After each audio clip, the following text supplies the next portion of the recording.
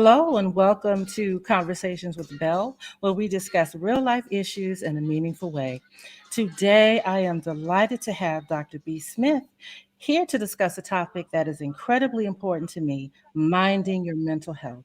With her credentials, I thought who better to have the conversation with than you, Dr. Smith. Welcome. Thank you. Thank you for the opportunity to be here. I'm excited. Thank you so much for carving time out on your Sunday to talk to us about this important topic. Could you share a little bit about how you chose this profession? Yes, I am a graduate of Tuskegee University, two-time graduate actually of Tuskegee University. And actually was at Tuskegee University is where I began my love for helping people and for the profession of counseling. I was actually a research assistant on the NASA research project at Tuskegee University. And during the course of that research, as a research assistant, we had various trainers and facilitators to come in to talk about behavior aspect of it. How do we work together? How do we make this project a success? So from that point, I kind of navigated over to wanting to understand more about human behavior and how we work together, how we function. And from there, just kind of launched me into the profession of counseling. And so Wow. I went from undergrad, receiving a BS in biology from Tuskegee University, Mhm. to then going to receive my master's in counseling from Tuskegee University. I had psychology courses as well in undergrad and took some prerequisite courses in order to get into the program. But it was the best move and best decision because I truly was interested in human behavior. Awesome. Awesome. Now, one of the things I was a little fuzzy about is what is the difference between a therapist and a counselor? Are those terms interchangeable?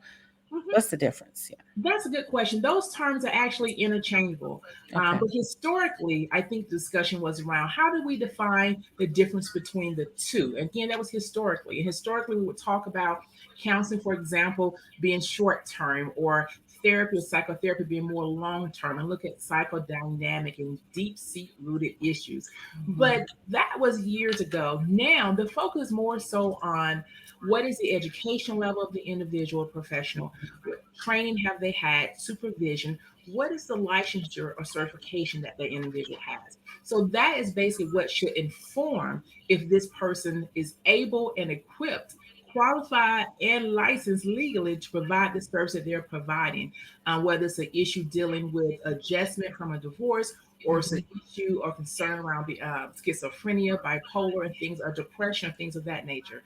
So the individual's education level, credentials should inform the services that they provide. And so we Okay. really move from distinguishing between the two per se of counselors and a counselor and a therapist, because indeed there are some counselors who provide therapy and there are some therapists who provide counseling. Mhm. And what's the difference in those two things? There is no cut center difference in Mhm. those two things. Both terms can be used interchangeably. Again, historically, people and professionals tried to define the difference between the two. But now we move from defining the terminology more so looking at what qualifications and education does the individual Okay. have. Because you have a therapist who will provide counseling, you have a counselor who will provide therapy. Gotcha. And Okay. so you talk about counseling, again, some will think, oh, we're talking about normal life adjustment issues. And some will say, when you're talking about therapy, you're talking about more deep seat rooted issues that may be launched from past. But again, that's a discussion I think of years past. Now you Mhm. have counselors who are licensed who provide therapy Mhm. because they have the educational background, they've been trained, they've been supervised, and they have the Gotcha. experience. Okay. Mhm. So if I'm looking for a therapist and it is a process to find the one who's a good fit for you, right? How do I know that this person is a good fit for me?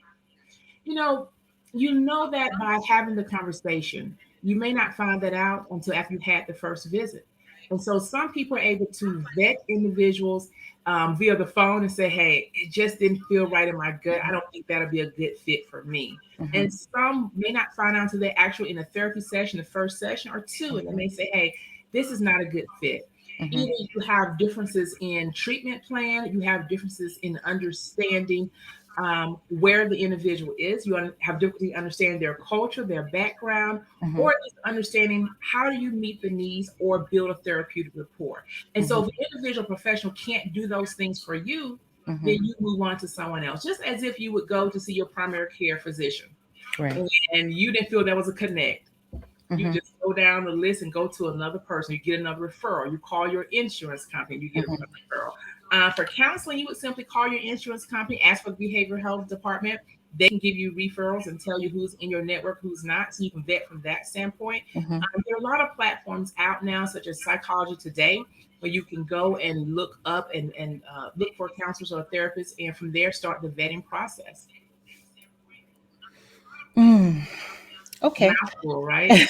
It's a lot. And, I think that's like a deterrent. I think people start the process and you go through two or three and it's not working. And it's like, forget it, But I think it's really important that we listen to what you just said and we push through.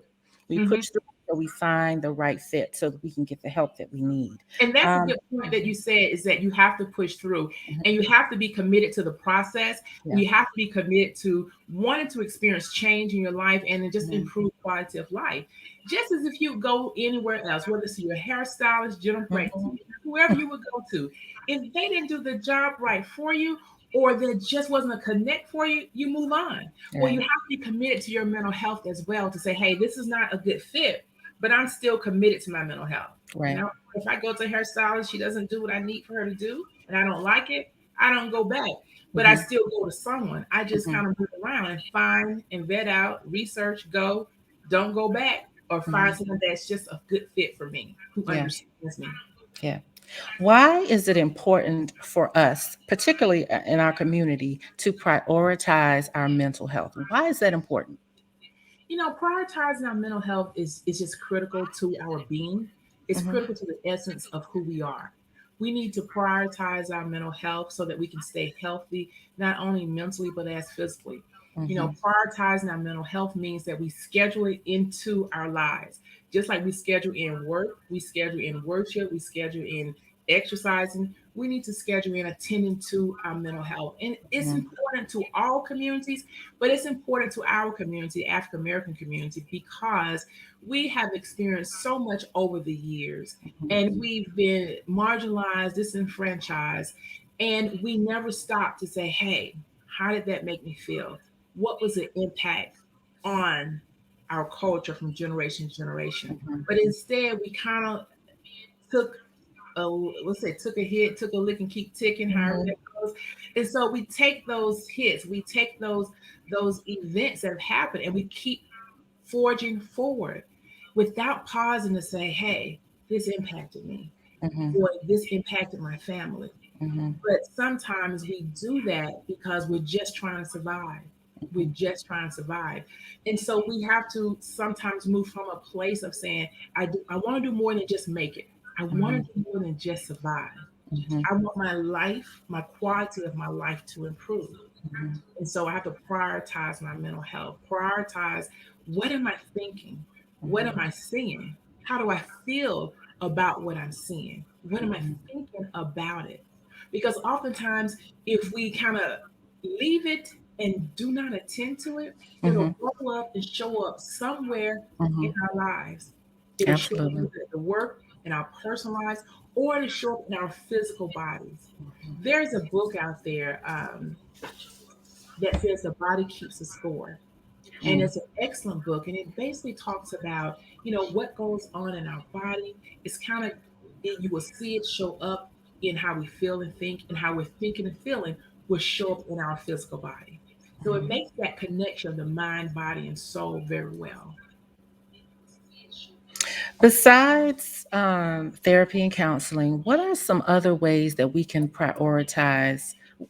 What does prioritizing our mental health look like? Can you have some examples? Mhm. Prioritize our mental health looks like we take some time out for ourselves to disconnect Mhm. from work, from kids, from church, from all those things. We take time out to make ourselves the center. We put ourselves in the center. Our needs become first and foremost, Mhm. and we tend to those things. Now, for some people, that may look like, oh, I'm going to take a vacation, do some self care, and that's Mhm. good. There's nothing wrong with that. For some people, they'll listen to music, they'll exercise, they'll do all of that. But I also want to encourage individuals who talk about self care, prioritizing. That means you have a support system and a network where you can go in and be transparent, quiet out, sling a little snot, just the boo boo sobbing, right? So you can Right. do that. But then when you get up, you're not getting up by yourself. Mhm. And then you realize, you know what? I stumbled, this hurt, I'm broken. I just went rock bottom. But you realize in that process, because you have a support system with other women and people, you realize, hey, I wasn't down there by myself. Mhm. And when I got up, I didn't get up just by myself. It was those people who were around me who helped me, who encouraged me to get up. And so that's another way of prioritizing our mental health that sometimes we overlook. Having that connection Mhm. of other people who authentically love us for who we are, in spite of the good, the bad, and the indifferent, right? They just love us. And so they have our best interests in mind. And so when you're around those kind of people, Yeah. those are people who help us to mind our mental health. Those are people who help us to prioritize our mental health. Because there's Mhm. nothing like a brother or sister, biological, non-biological, who can just tap you and say, "Hey, are you okay?" Yeah. Oftentimes I tell people, I said, "How are you doing? Are you living well? How are you?" You know, and so we have to sometimes ask those questions of people who are within community with us to ask, how are you doing? How are you feeling? And then how can I help without judgment, without shame, right? And Mhm. also we have to be careful too of how we respond to people who we in community with so that we can help them mind their mental health and Mhm. prioritize their mental health. And so we have to be encouragers, right? And Yeah. then sometimes stand in the gap. Sometimes we may have to call and say, "Hey, meet me. Let's go here," or "I'm coming Mhm. over to check on you." Right? And then we're modeling for the younger people. So they say, "Hey, I see mom and dad, cousin, auntie, grandma, and granddad. I see those people who are loving on other people in the family." Mhm. Right? So they're Yeah. modeling what it's like to, have good mental health and to demonstrate it, and promote it. Yeah. Yeah. Why do you think in our community there's so much pushback, resistance to seeking therapy? You know, Why do you think that is? it's not a new thing in our community, but it's here. Are we making progress? I think we're making some, Mhm. but not enough. So in Mhm. our community, we do not talk about oftentimes mental health care issues. We don't want to talk about it.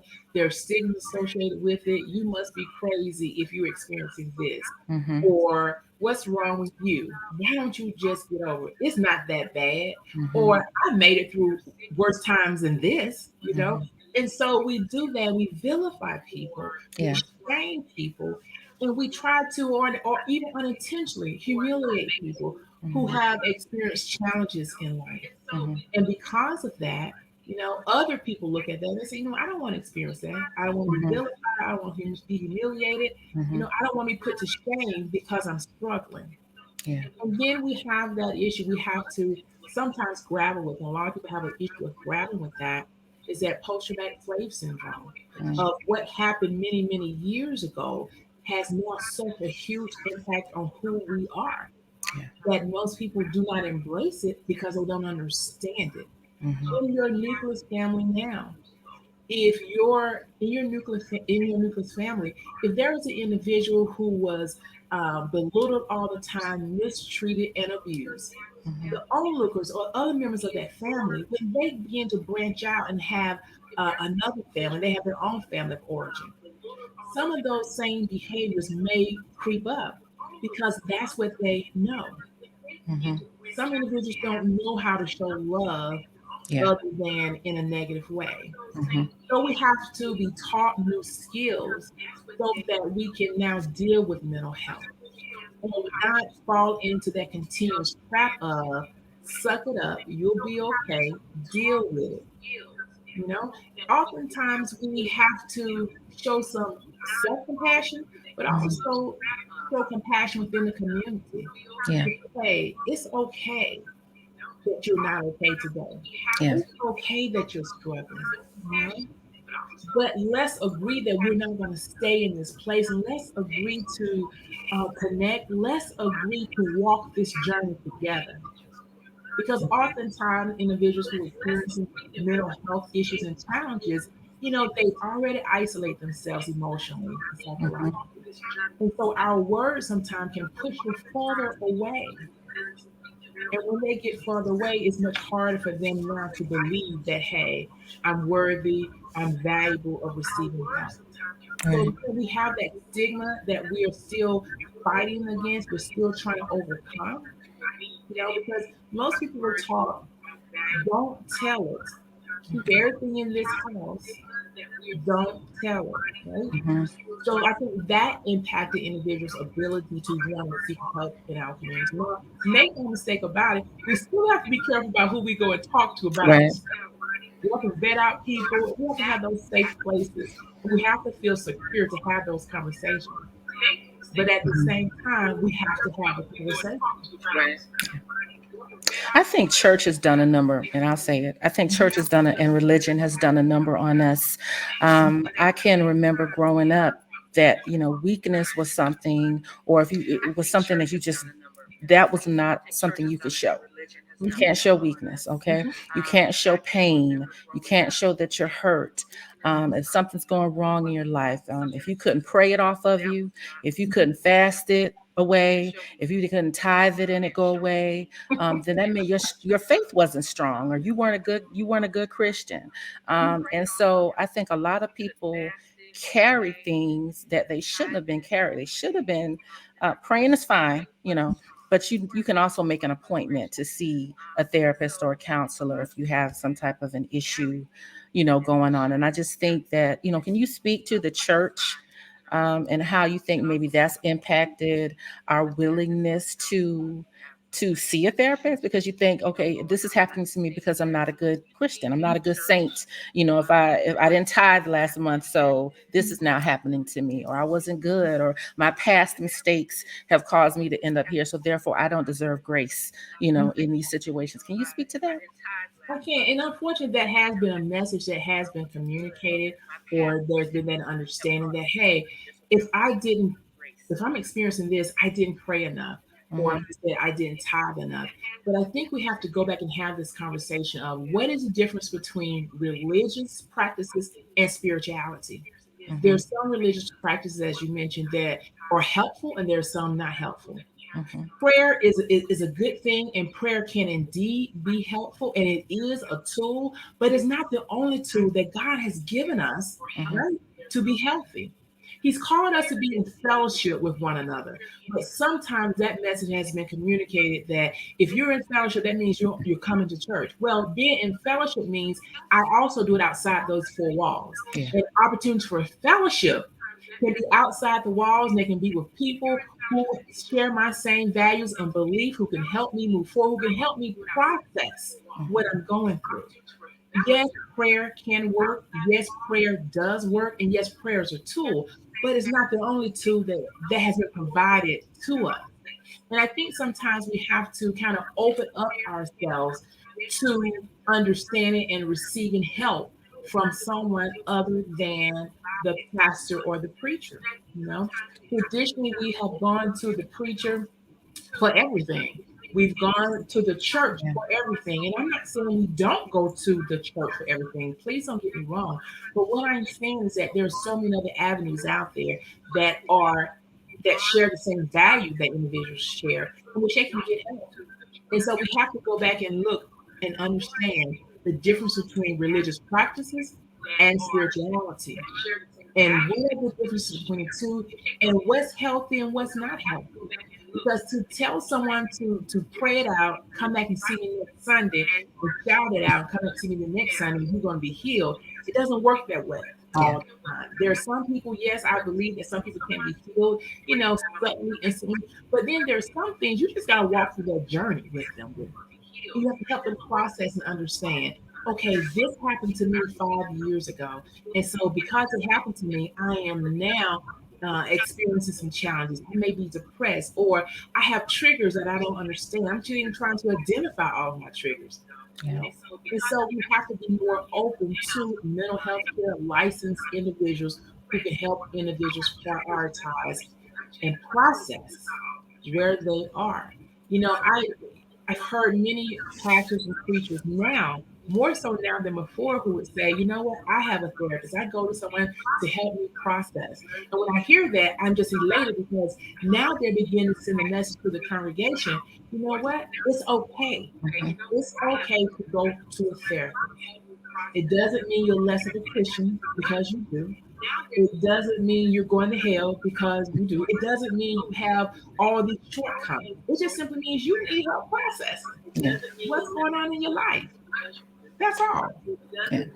What are some of the things we can say to help someone who feels like no, church is all they need, but clearly it isn't, and that they need something else? But what are some of the things that we can say? Maybe it's a parent, Mhm. our parents' generation are a little more um, ensconced in Mhm. religion and church, Mhm. and so what could I say to a family member who to encourage them to seek therapy if they are really, no, I just pray about it. I just pray about it. I read scripture. I'll, turn around and 3 times and pat my foot or whatever.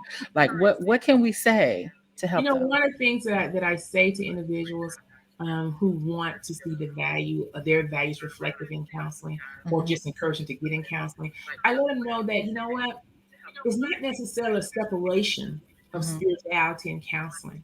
You Hmm. can really find individuals out here who can provide you the service that you need with a biblical background and help you process. And so I try to help them not necessarily compartmentalize everything and break it up in sections and put their religion over here, spirituality over here, and if I go therapy over here, all these three categories. But I try to help individuals and educate them on that it's all integrated. It's just like saying, you know what, my mind, body, and soul are all separate. So many years we thought that, we said that, we operate from that standpoint, but now we begin to understand, hey, mind, body, and soul, it all works together. And so I try to help them understand too, and just provide examples for them. And also referrals of individuals like myself who incorporate spiritual practices within the therapy, within counseling session, because it's indeed possible and it can happen. And just as you're vetting individuals and vetting your therapists, but then ask them, well, what do you believe in? Hmm. You know, what do you value? And it's okay to ask those questions. No professional should be offended by someone saying, hey, what is your faith? What are your practices? No, they won't tell you all the deep personal things, but there are some things that they should tell you because when you go to a therapist, they do not leave all their values outside of the counseling therapy room. Right. It comes in with them. If I value you as a human being, if I value you as a person, that's going to come through. So I want to understand from you, hey, what are your spiritual practices? What religious beliefs do you have? I'm going to ask those questions so that I understand and that I understand that I ask you, do you want to integrate it within therapy? And if you do, that's good. That's the direction that we go in. So ignoring it, we can do it. We can ask the questions in therapy. Hey, do you want this to be a part of therapy? And as we promote mental health care and promote to the community, hey, go seek help if you need help. We can promote that in churches and just let them know, hey, there are more than one tools that have been given to you to get help. And it can all work together for your good. Hmm. It's no secret that people who previously uh, weren't into therapy or didn't believe in it, when a crisis hits, something catastrophic hits, a death, a divorce, infidelity, separation, loss of a child, you lose your job, you lose your house. Those kinds of things generally will propel someone into, hey, I need to talk to somebody, right? Mhm, And we understand that. That's mhm, understandable, right? mhm. Do you suggest having a therapist when everything is okay? When, home Yeah. life is all right, work is, we're doing good, the kids are not, the teachers aren't calling me this month. We had a good long stretch. Uh, Mhm. is it a false sense of normalcy, or is it false for me to think, okay, I'm good, I don't need to see a therapist right now because life is even keel and things seem to be rolling along as Mhm. planned? Or should I continue to see someone through those points, so that when something else happens, I'm prepared, better prepared, or what? Because I'm Well, thinking some people don't really have like major things going on, so they think, don't need to really talk to anybody. My mom gets on my nerves. My dad is irritating me. The kid, my husband and I are arguing a little bit right now, but we're good. We're fine. We're fine. Mhm. That kind of thing. So is it a good idea to see someone when you're not in crisis mode? I think it's really a great idea to see someone when you're not Mhm, in crisis mode. Because all too often we think something, horrible has to happen to kind of land us and navigate us to therapy. And that's not mhm, necessarily the case. Therapy and counseling can be about maintaining balance. It can be about maintaining centeredness, being able to stay grounded so that I can stay healthy.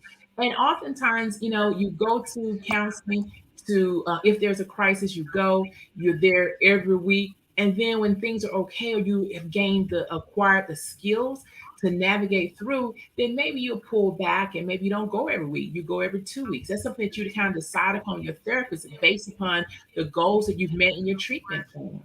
You know, but it's important that we understand just because we go to therapy in a crisis and then in a month we feel a little better and we want to stop, mhm, and then the third month, something triggered it, and then we're back in therapy mhm, again every week. And so I would say, you know what, go to therapy. Make sure that you and your therapist develop a treatment plan. You have goals. And when you've kind of reached some of those things and you've progressed along and made the progress that you want to make and that you should be making, that kind of denotes, hey, change has occurred because of behaviorally, this is what is occurring. When you've made those changes, you can check those things off, but still you want to maintain balance. You want to maintain your capacity to still grow and not necessarily have setbacks.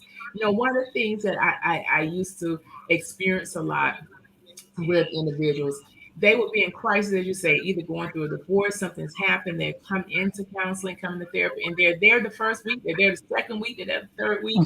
But then on that fourth week, they're kind of like, I'm feeling good now, it's okay. And sometimes, that's part of the up and down of it, and mhm, that's what happened. It's good that you make progress, that you're kind of feeling good.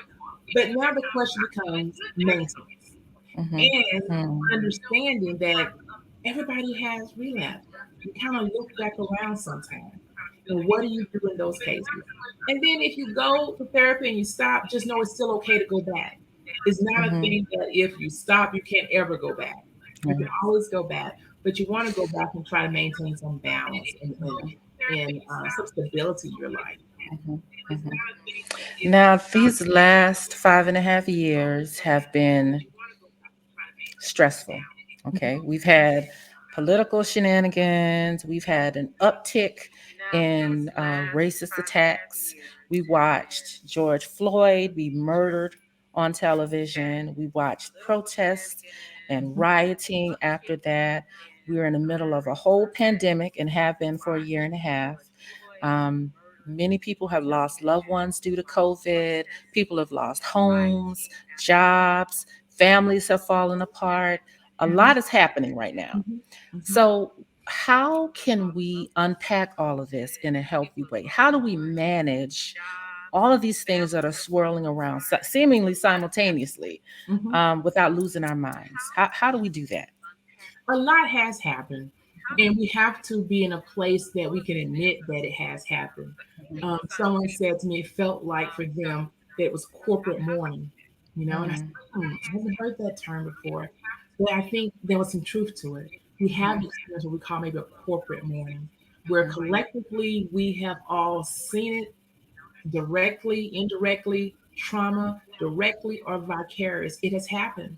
And so one of the important things that I talk about is just being aware of where you are, be aware of the space that you're in and how you're feeling in that space. And mhm, just be transparent with yourself. Because oftentimes if we're not and we put on that super cape and we keep running, we're finding ourselves ill, sick, and at a place that we just can't move forward. mhm, And so we've been in a world of COVID-19. We've been in a world in a culture where we've seen a lot of racial tension. It's just mhm, real, okay? But again, being in that space where you can say, "Hey, this hurts. I don't like this. mhm, This made me angry." Being in that space where you can process your feelings. And there's some people that will say, "You know what? It didn't bother me.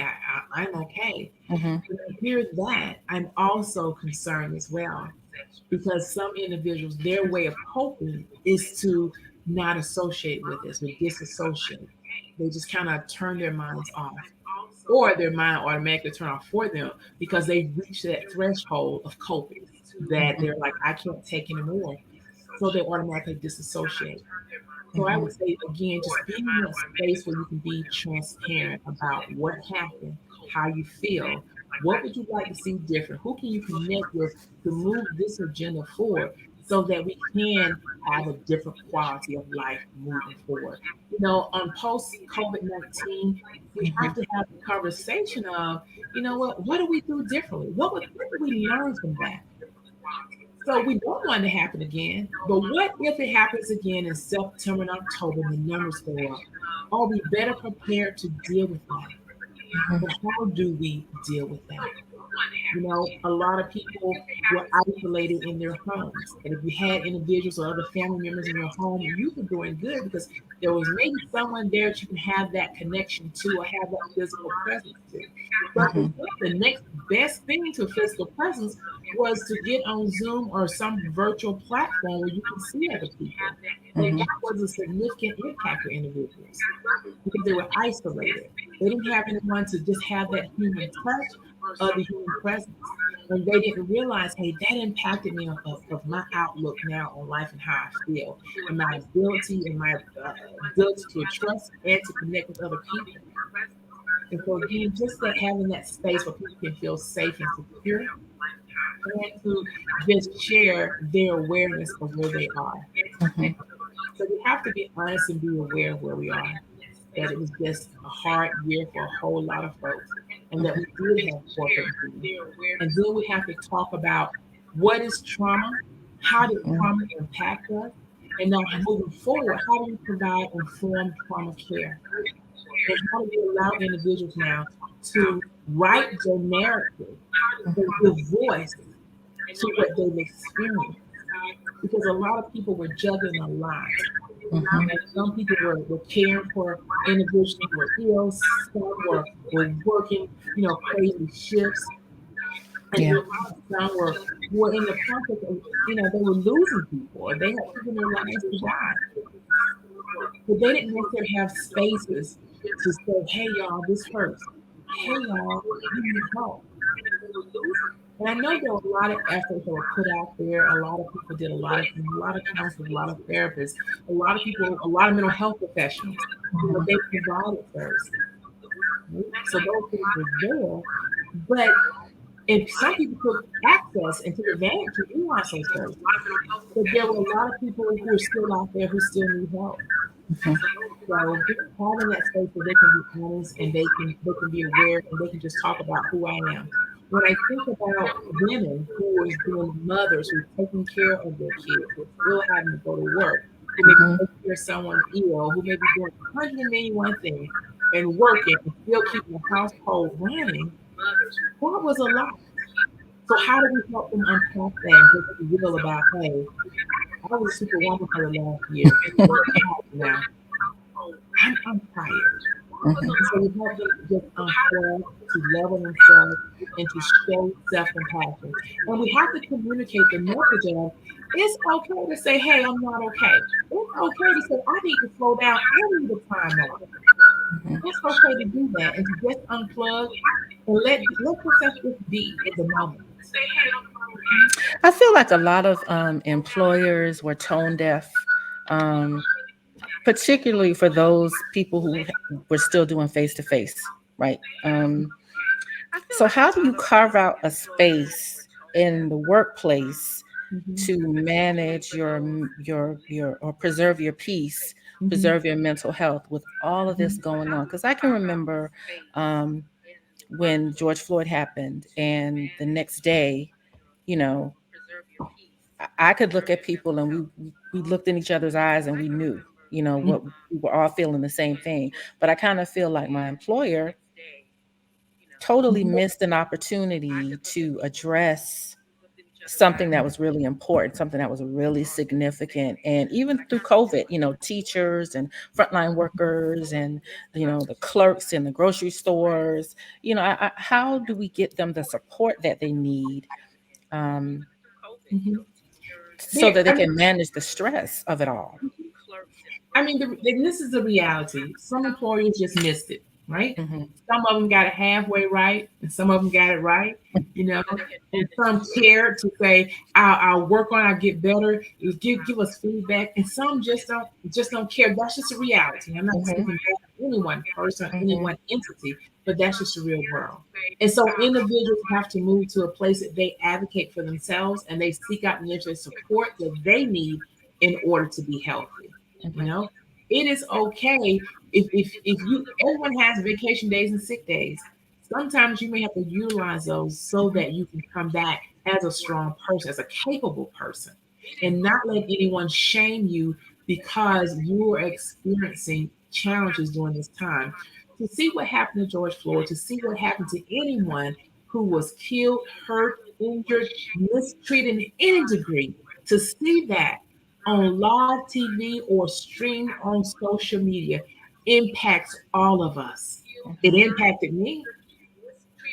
Who can look at someone being hurt and not feel something about what you saw, right? And so, because we're seeing it, we're traumatized. That's reality. We're traumatized. And now we have to go to a place or try to navigate to a place of balance and stability. But when you've been traumatized, you first have to get to a place of stabilizing yourselves, but you can only stabilize if you feel safe and secure. And so employers, they have this task. Maybe some know it, maybe some don't, of ensuring that their employees feel safe and secure at work. Mm-hmm. Right? They have to take the necessary measures to provide the support systems, to provide the seminars, workshops, to provide an EAP program where employees can call into, get referral out if they need to.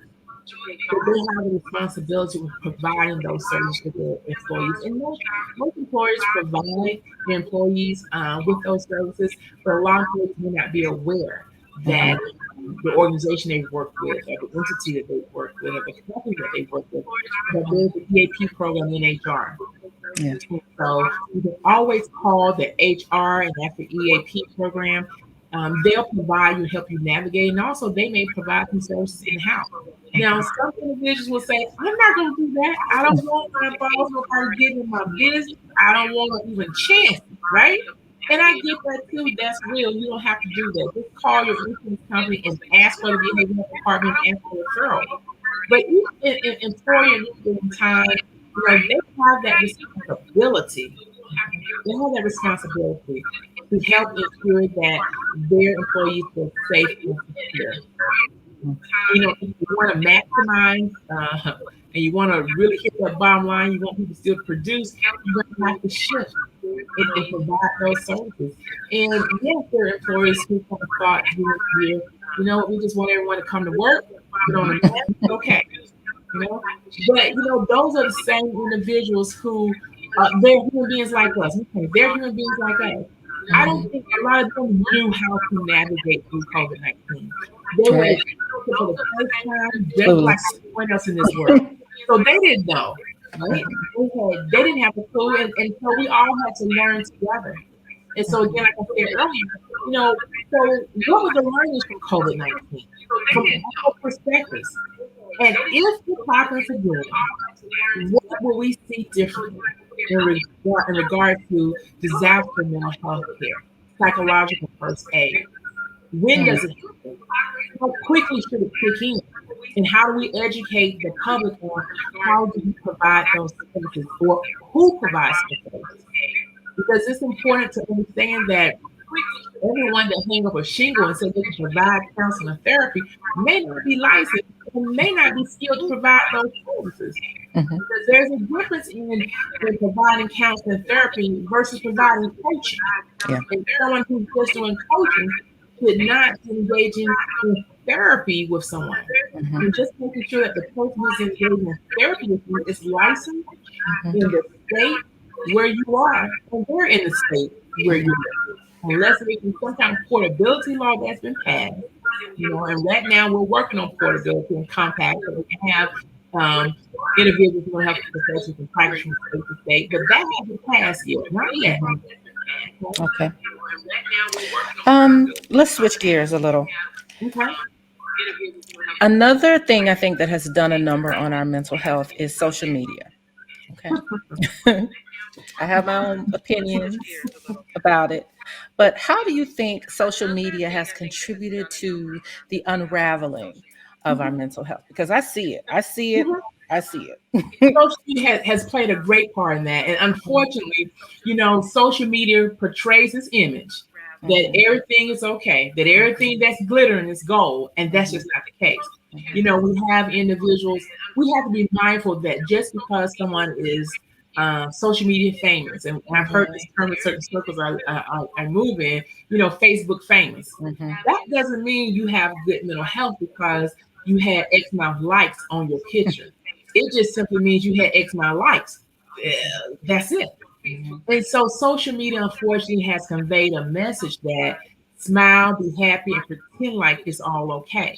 Now, that doesn't mean that you have to go on social media and talk about all the ills and challenges that you have, mhm, because Facebook, Instagram, Twitter, all those things cannot be your therapist, right? But nevertheless, we don't have to pretend mhm, that we're living a life that we're not living, because all of us have challenges and all of us have experienced some ups and downs in life, mhm, you know. But yes, it is good to focus on the positive. Yes, it is good to smile and press through. All that is good. mhm, But we have to be mindful that the messages that we send through social media are important and can impact others in our community. And that's why you have some individuals that will say, you know what, I'm taking a break from social media. mhm, I've had enough. I need to pull back. And sometimes we have to do that. We just have to kind of detox from social media, cell phones, and all those things. Because sometimes it can be a detriment for us when we're trying to heal or when we're navigating through some dangerous storms, right? And so right. you have to pull back. But what I would encourage other people to do who are on social media, just be mindful what you say about mental health care. Be mindful what you say about other people, because you don't know what they're going through. You Mhm, don't know their struggles. mhm, And so we just have to be mindful of what we say and how we say it. But okay. again, social media, it's good because it allows us to connect with people and see the good things that are going on, but it doesn't allow you to see the other side of their journey. I have individuals who would say, "Hey, you seem like you've done well. You're living well," and I tell them, "You know what? I've had some great times in life, just as most people, but I've also had another side of life where I had to navigate." Mhm, And most people on social media, you see the glory, but you never see the story behind it. You mhm, never see the struggle. And yeah. so maybe take the time to ask about the struggle. And maybe some maybe should share a little genuinely about the struggle because it may Mhm. help someone else. It's a lot sometimes, and I can say for myself, sometimes I'm overwhelmed with all of the information and selfies and updates, and I have to take a step back, honestly, and I take breaks often on Mhm. social media because it is a lot to. It's just oversharing, a lot of oversharing sometimes, and it's just a lot, Well, you have a just lot a of people lot. sharing. Yeah, but you have a lot of people sharing because, and I say this delicately, right? Mhm. But I say this from a standpoint professionally. There's a whole disorder developing on social media, and so we have to understand that some individuals use social media as their therapy, as Yeah. their processing, and social media can't do that for you. Mhm. It wasn't designed to do that, and you need someone in therapy to help you process through. So some people are posting to be posting, but some are posting and it's just It's a a signal cry. of, yeah, but it's a signal of something deeper Mhm, that might mhm, be going on, that and a need that just hasn't been met yet. yeah, You know, yeah. and it's not to discourage people from posting. It's not to say anything is negative about anyone who posts a lot, but oftentimes, overly posting can signify that there is something missing or there's some unmet needs, and maybe there's just some unfinished business going on in that individual life. Mhm. Okay, so we're gonna move on from that because I don't want to get inboxes of people saying, "Are you talking about me?" No, I'm not talking about No, you, not at sis. all.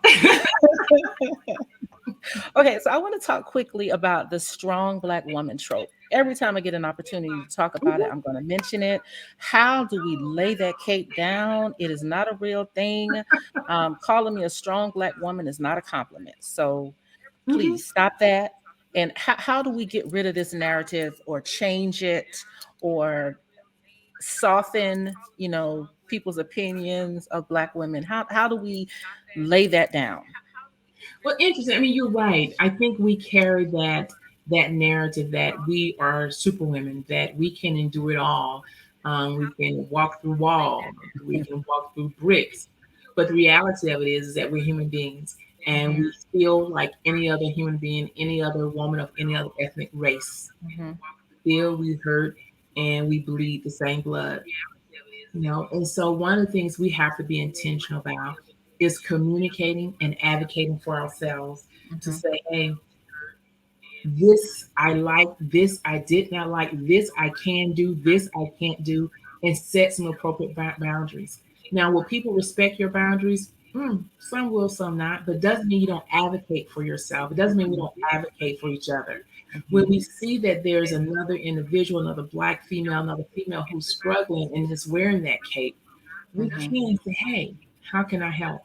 And be authentically real. Just be real about how do I help you and how do I be in here with you while you're trying to be this superwoman? How do I help mhm, you unload some of the weight that you're carrying? And so advocating for ourselves to say, hey, I'm human. mhm, I'm just like the next woman. mhm. I need love. I need support. Right. I want care. I want to give it and I want to receive it as well. Mhm, But we have to begin to cultivate mhm. a community. We have to begin to Yes. cultivate circles of women, African American women, where we can love on each other and not Mhm. try to tear each other down. Yeah. And we have to say, hey, I'm here to help you. I'm here to support you. Mhm, I'm not here to spy on you. mhm, I'm not here for surveillance. I'm mhm. here to support. Yeah. Because we have to come to grips with that. Mhm. And we have to move to a space that we want everybody else to win. I Yeah. want you to win. I want you to want me to win. I want the other sisters to win.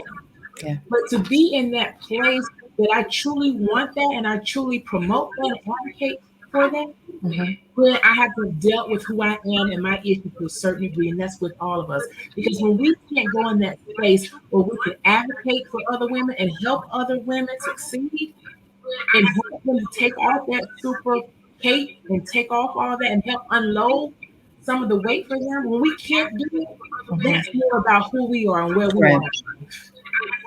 And so we have to move to a place of saying, okay, I've dealt with who I am.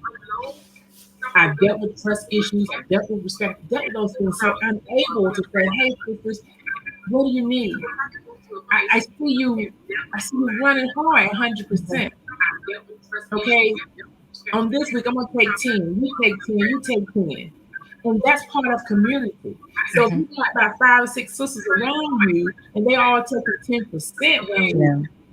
you know, they help you to hold that hope while you're going through, Right.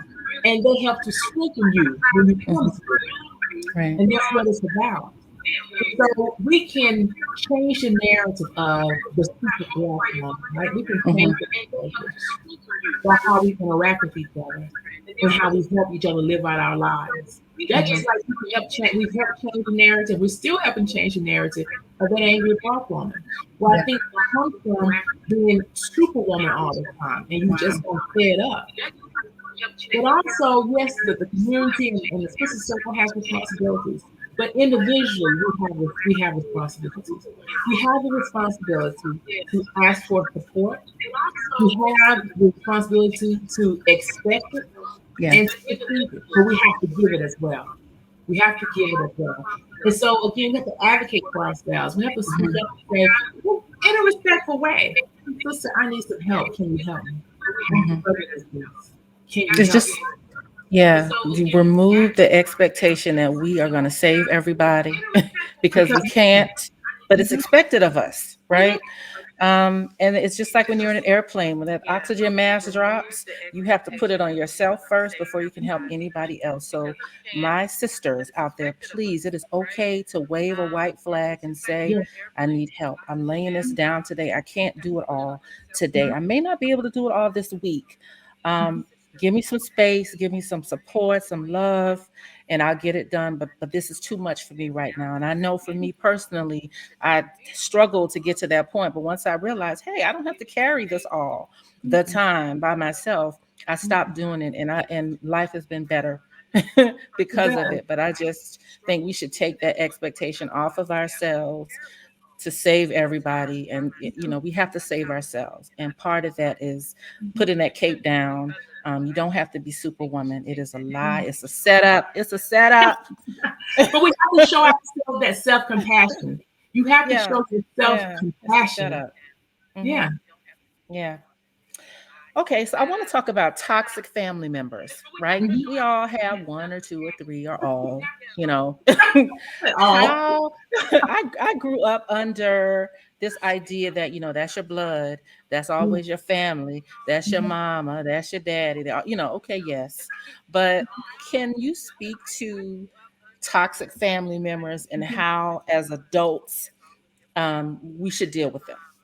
I feel like all relationships are conditional. It doesn't matter to me if you're related to me or not. There are conditions and boundaries, you know, on how we're going to do this thing. So let me let you That's speak. okay. No, What but you're can you right. We speak to all that? have Yeah. we all have toxic members in our family, Hmm. and we have to understand that they are still our family, right? They're Hmm. still deserving of our love. It didn't change their value. It just means, you know what, their behavior right now is just toxic, or it's impeding me from being who I need to be in the space that I'm in. And so we have to just set those boundaries. It's okay to say to family members, you know what, I can't deal with that today. That's you're a bit much today. Okay. And so, you know what? Let's reconnect another day. It's okay. Hmm. And it's okay if you're talking to family members on the phone and you're like, I just cannot do this today. Just, you know what? I can't do this today. I still love you though. You're still my family. But on this day, I can't do it. So we have to set those healthy boundaries and be okay with that. Hmm. Communicate just that. You know what? Today I can't do it. My Hmm. plate is full. I can't take that on today. But let me get back with you with that. Okay. But set those healthy boundaries and be okay. Hmm. But it's important still to say, you know what? We're still family. Hmm. I still love you. Over there. I Over can there. love you from over here. You stay Over over here. there. Yeah, And then I there don't. may be individuals, depending on, what is the toxicity that we're talking about. What is Hmm. toxic about the relationship now depends on what you do. If Hmm. it's about abuse and those kinds of things, that's a different kind of being toxic. Then you just Hmm. got to kind of disconnect and move on about life. But Hmm. if it's about some other issues that maybe they are still navigating, working through stuff, you just may have Hmm. to say, I just can't take it on today, you know? Hmm. Yeah. And it's okay. And it's okay. Yeah. But you have to sometimes create that conversation and communicate and over communicate. And Hmm. just say people up front, you know what, you all, I will always be there for family, but there are sometimes that I need to be there for me first. Hmm. Doesn't mean I don't love you. It doesn't mean we're not family. We're still family. Hmm. But right now, I need a little space. Hmm. And then also, maybe schedule a time, or that time is right at the moment to say, hey, family, this is what you're doing, and this is how it's making me feel. Okay, what But sometimes your family isn't, you don't have that kind of family, you don't. where you can have those kinds of discussions, you know what Mhm, I mean? And so I think in those instances, it's okay to pull back and say, you know what? mhm. But you know what? Mm-mm. It's okay to pull back. Mhm. But in the age of technology, you can have Mhm. that conversation to a certain degree, and I say it because it's healthy. Some people you can't tell them because they're not going to hear you. They've already Mhm. turned on a deaf ear and they have moved on. But Mhm. nevertheless, sometimes you may have to just send an email or a text. If there's something you want to do, and just say, hey, you did X, Y, Z. And that's more for you, and it may not be all for them. Mhm. They can benefit from knowing, what they're doing, what Mhm. they said. But at the same time, there may be some individuals who you may have concluded because you've known them for 100 years that, Mhm. hey, they're consistently the same way. It's okay to say, you know what? Those are just family members that I just may have to see, not every day. Mhm. That's it. Yeah. Hmm. I wanted to mention before we go, I wanted to talk about depression. Okay. I think that a lot of people are dealing with depression and they don't know it. And Hmm. so could you give us some signs and symptoms of depression so Hmm. that, I think some people are battling that and then they don't even realize that that's what it is. They think they're just tired or irritable or whatever, and it's really depression. So Hmm. could you just speak to some signs and symptoms of that? In some of the signs and symptoms of depression, it could mean for me as a clinician when I'm diagnosing and treating, particularly when I'm diagnosing, I look for individuals who fall in maybe show five symptoms, and they've been in this place for at least 2 weeks or more consistently. And those would be individuals who are having trouble sleeping, they're having trouble or changing the way they eating habits, overeating, undereating, oversleeping, undersleeping. Individuals who are just saying, you know what, I don't have no longer an interest in life. I'm just feeling hopeless. I'm feeling weak. I'm feeling shame. I'm feeling guilt.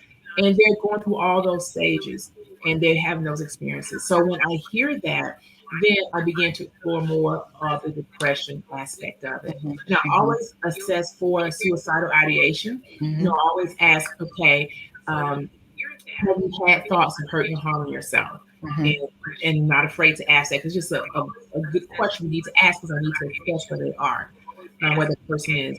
But feeling hopeless, feeling helpless, mhm, those are the things that I ask and I talk about when I'm going through the assessment of, okay, is this person depressed or not? Asking about their eating habits, asking about sleeping and things of that nature. So those are some important things that I look for mhm, and talk about depression. Yes, it's more than just feeling sad, it's more than just feeling gloomy for the day. mhm, These mhm, ones in that depression mode, they are there and they're just there. It is consistent low, if you will. mhm. So just not having that interest in regular life activities, not wanting to go and do as they once did. And Is so depression something that you can manage on your own? well, you know what? I think you can to a degree. It Mhm, depends on where you are within the stages of depression. I mhm, do think anyone who is depressed does need some professional support and mhm, a support system, and that's something you should hear a therapist talk about. Is make sure you have a support system, mhm, right? And so some individuals may need to take medication. mhm, Some individuals may do talk therapy and medication. I think mhm, the medication is there just to help you navigate through and hopefully grow to a point that you may not need the medication, that you're mhm, just able to do the talk therapy so that you can cope. So mhm, yes, you can grow into a place that you can cope with it on your own per se, mhm, but there are a lot of individuals that don't even recognize that they are depressed. And so mhm, if they don't recognize it, they can't cope with it individually. So I will mhm, always recommend seeing a therapist, seeing a counselor, but also there are support groups out there that individuals mhm, can participate in that they can realize, hey, I'm not alone. I'm not by mhm, myself.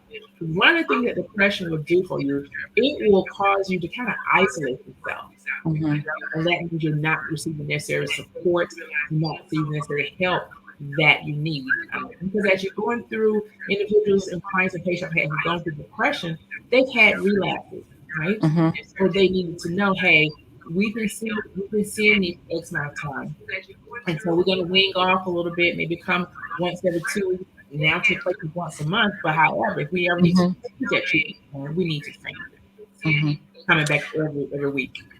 Now, if I'm listening to you and as you're describing symptoms, I'm thinking, yeah, that's me, that's me, that's me. How do I know, Mhm. okay, I'm not managing this and I need to actually see someone now? Like what are the red flags, if you will, to let me know, okay, you don't have this under control. You have to go see someone to manage it. Well, in all honesty, I think the red flags that I mentioned are the times you need to go Mhm. see someone. Okay. And I know oftentimes people don't when they're Mhm. feeling helpless or hopeless. and their eating and habits have significantly changed, or they don't have an interest in doing the things they used to do. I think those are all the indicators that, hey, I need some additional support. But oftentimes we don't get the support. We just say, hey, this is just me. It's going to change after a while. And then we realize it hasn't changed. And then sometimes we never realize that it hasn't changed. And we have begun to normalize that state of depression. And we think that it's okay. But a lot of people may be experiencing those symptoms or may be in a state of depression, but they've just been diagnosed. And so they've been in that place for so long that they think it's normal. And they don't necessarily now have the idea or thinking, hey, I do need to improve my quality of life, or this is not the norm. I need to be in a different space, and I need help to navigate out of this space here, to a place where I can feel better about life and about myself. What advice would you give to someone? And this is my last question. You can ask questions What all. It's advice? a good What conversation. advice would you give to someone who is in relationship with Mhm. someone who is depressed or has some other mental illness? Is Mhm. that considered mental illness, depression? Yeah, Okay. it's in the DSM-5, So, it's a diagnosable. okay. So if Dis- you're in relationship with someone, maybe you're married to them, maybe that's your significant other, maybe it's your brother, I don't know, but you're in relationship with someone who will not seek help. This is not something I can love out of them, correct? Yeah, you No. can't. So Only what thing advice would you give to that person who's you dealing know, with that? the advice that I would give, honestly, is to receive support and counseling yourself. Hmm. Hmm. That way, is you're doing that so that you maintain your health and balance. Kind of like you Hmm. mentioned earlier about putting the oxygen mask on yourself first. Hmm. Yeah. When I say that, because oftentimes I've seen individuals in relationships where if one person's depressed and the other one's not, but then both of them end up in a state of depression Hmm. because they may say, hey, he or she was depressed, they didn't go. I tried to get them to go. And then now you're in a space that you are exhausted, you're Yeah. tired, and now you're depressed.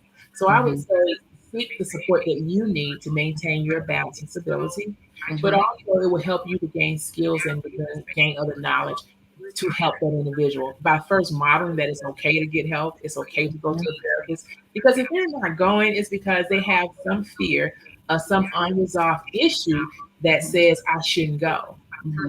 you know? And so just being that model for them, hey, it's okay to go to therapy. I'm going, this is how it's benefiting me. And they'll begin to see it.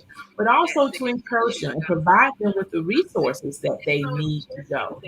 And having those conversations about, hey, it can work. It can work and it can be helpful.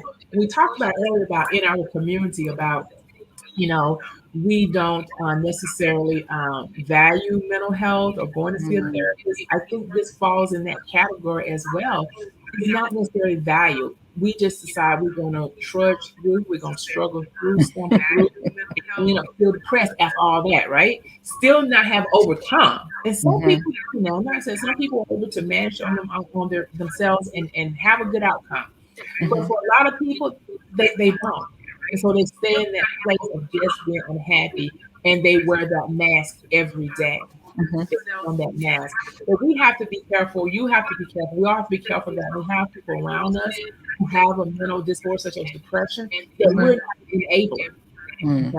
We don't have to be mean or cruel to them, but we don't Hmm. have to be an enabler as well. We don't have to Yeah. pretend like everything is okay. We don't have to Mm. pretend like, this is the best quality of life that we can and have experienced. Mm. Yeah, So I that's said, good. put the action mask on yourself, provide the support, the encouragement. And Hmm. then there are times it depends on the relationship that it is. You have to begin to set some appropriate boundaries of how you Hmm. act Hmm. so that you're healthy. Yeah.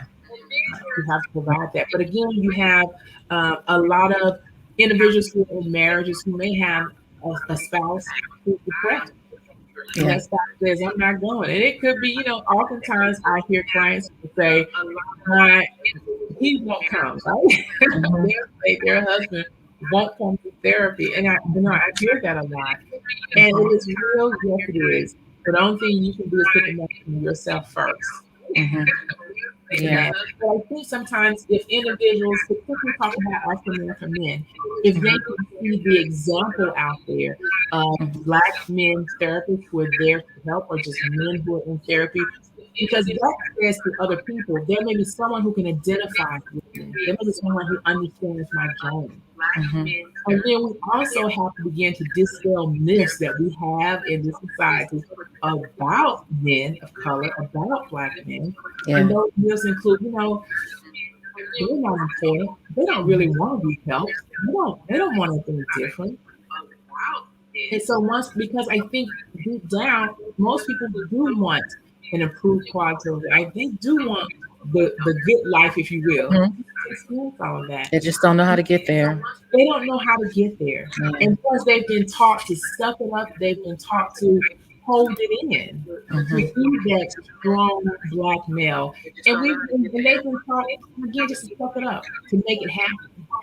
I'm supposed to be the provider. I'm supposed to be that strong person. So if Mhm. I'm strong, I can't show this side of me that I'm struggling with or that I have fear of. Mhm. You know? And you What's have the language? Sorry, what's the to, language that we can use to kind of encourage our men to go seek therapy? Like, what are the words that we need to say that are going to penetrate their heart so that they know I'm serious, no, and so you're that they right. know that if they're better, we're better. So, But you know what can what? we say? Yeah. I don't think there are any magic words. There are no magic Hmm. words because the truth is, everyone has to be a place that they want to do the work. Yeah. And our brothers have to be in a place that they want to move forward. They Yeah. want that good relationship or that good, healthy marriage, if you will. And so Hmm. they have to be willing to put in the work. But to go back to what can we do to encourage? What are some of the words that we can utilize? Hmm. There are just simple words of, hey, I love you. I want you to be the best you can be. I want us to be the best that we can be.